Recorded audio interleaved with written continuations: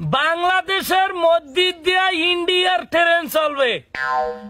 বাংলাদেশের একাল মাছ বরাবর জায়গা দিয়ে ইন্ডিয়ার ট্রেন চলবে। এখন এই জিনিসটা নিয়ে সারা বাংলাদেশে তোলফাড় চলতে আছে।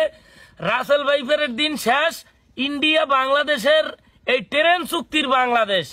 এখন এই জিনিসটা যারা ক্লিয়ারলি বুঝেন না, হ্যাঁ একটু 30 সেকেন্ডে বুঝাই। আমরা হইলাম, এই যে স্ক্রিনে দেখতে পাইছেন, আমরা হইলাম ভারতের কোলের মধ্যে, ভারতের হোগার মধ্যে হান্দাইন্য ছোট্ট একটা দেশ। আমাগো পশ্চিম এবং পূব এবং উত্তর পাশে ভারত আছে। এখন ভারতের এক প্রান্ত থেকে আর এক প্রান্তে যাইতে আমাকে বাংলাদেশ বাজে।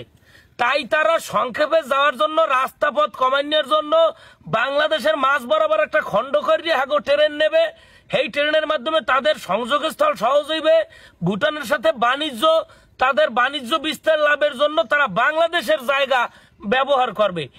এখন এই পয়েন্টে আমি কিছু কথা কই। আমাদের দেশের পদ্মা সেতু হোক, ব্রিজ হোক, রাস্তা হোক, হাই ভোল্টেজ হোক, ওভার ব্রিজ হোক, যে কোনো কিছুতে আমাকে দেশের উন্নয়নে আমরা জমি দেব।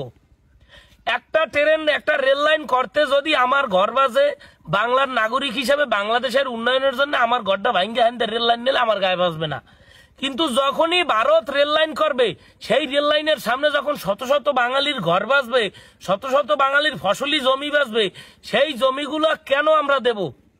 ভারতের উন্নয়ন কাজের জন্য আমাগো জমি আমরা কেন দেব? বাংলাদেশের জমি আমনে পারলে একটা ভারত একটা রেল লাইন আনেন, বাংলাদেশে দেই দেয় নাই। তাইলে ভারতের রেল লাইনের জন্য আমরা কেন বাংলাদেশের জমি দেব? আমরা বাংলাদেশটা এখন পর্যন্ত হবে বাংলাদেশ আছি। 71 সালে পাকিস্তানের কাছ থেকে স্বাধীনতা পাওয়ার পর এখন পর্যন্ত মুখের স্বাধীনতা পাই নাই, হাতের স্বাধীনতা পাই নাই, চোখের স্বাধীনতা পাই নাই। আমরা সেই পরাধীনই রয়ে গেছি। স্বাধীনতার 53 বছর হইতে পারে নাই, এখন আবার আর এক পরাধীনতা আইছে আমাগো ঘাড়ের উপরে। আমরা মুখ খুললে কথা কইতে পারি না, কিছুদিন পর কিনা ভারতের একটা রাজ্য হয়ে যায়। বাংলাদেশ কিনা আবার ভারতের একটা রাজ্য হয়ে যায়। হেইরমের একটা ব্যবস্থা তারা করিয়া লাইছে। তুই কোনটা খাও? ওই তো দেশের অসহায় জনগণ খুললে দিয়ে অল্প একটু বেশি কইছে, নাইলে ক্রস ফায়ারে মরবি। কদাই এখন কি করছে?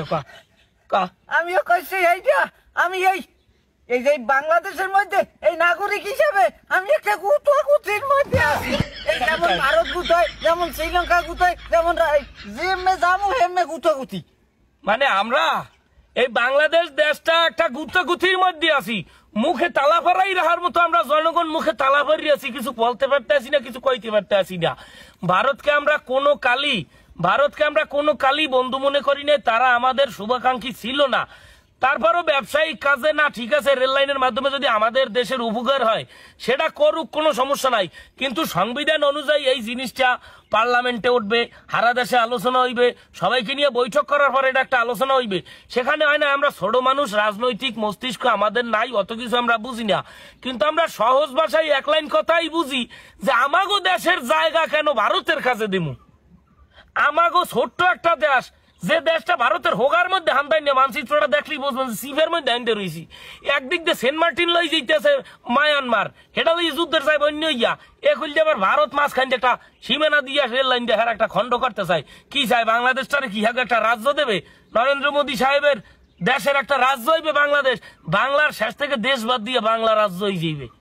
এ দেশটা একটা হরিলুটের বাতাসা পাইছে, যে ভাইবে হি লুটপুট করিয়ে খাই যাইবে। মানে দেশটারে পাইছে একটা। তুই কোনটা খাও? আমি তো কই এটা গুতির মধ্যে আছি। এটা সীমানা দিয়ে তুই যে পেরিপুরি সবেরা লইতে। এই ভারতের এই রেল লাইনের মাধ্যমে আমাদের বাংলাদেশের কতখানি উপকার হইবে তা আমাদের বাংলাদেশ সরকার জানে, বাংলাদেশের বুদ্ধিজীবীরা জানে। কিন্তু আমরা সাধারণ পাবলিক হিসাবে বলতে চাই, এই রেল লাইনটা আমাকে বাংলাদেশের উপকার কি? এই রেল লাইনের মাধ্যমে যেখানে রেল লাইনটা বাংলাদেশের মধ্যে দিয়ে নেবে, শত শত মানুষের ফসলি জমি বাঁচবে, কেউর দোকান বাঁচবে, কেউর ঘর বাঁচবে, কেউর বিল বাঁচবে, কেউর কত ব্যবসা বাঁচবে, কত লস হইবে। এই জমিগুলো আমরা ভারতের কাছে কেন দেব? অলরেডি তো রেল লাইন আছে। হ্যারবার হ্যাগো দেশ এত উন্নত, বিমান চলে, হ্যাঁ আমাগো দেশের মধ্যে দেখো রেল লাইন নেওয়া লাগবে গীতে না? ঠিক আছে, বাংলাদেশ এরা একটা শান্তি চুক্তি করছে ভারতের লাগে, ব্যবসায়িক পক্ষপাতিত্ব।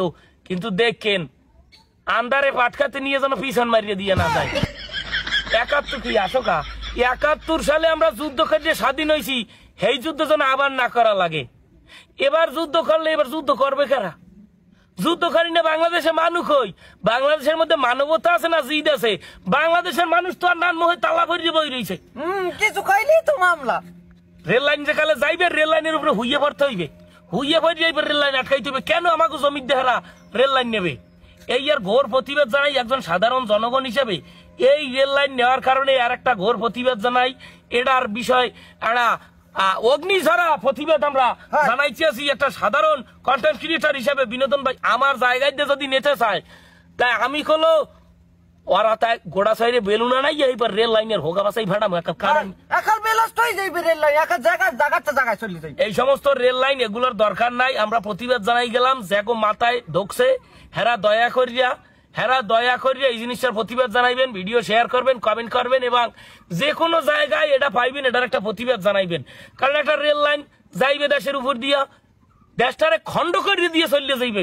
এটা ভারতের মানে এটা যে কি পরিকল্পনা নিয়ে হারা করতে আছে আমি অ্যাডভান্স কিছু বলতে চাই না। ফলাফল যেন না ঘটবে হেন আমরা ওর মতো তালা ভরিয়ে ছাড়া আর এরকম চাইয়ে চাইয়ে সার্কাস দেখা ছাড়া আমাদের আর কিছুই করার থাকবে না।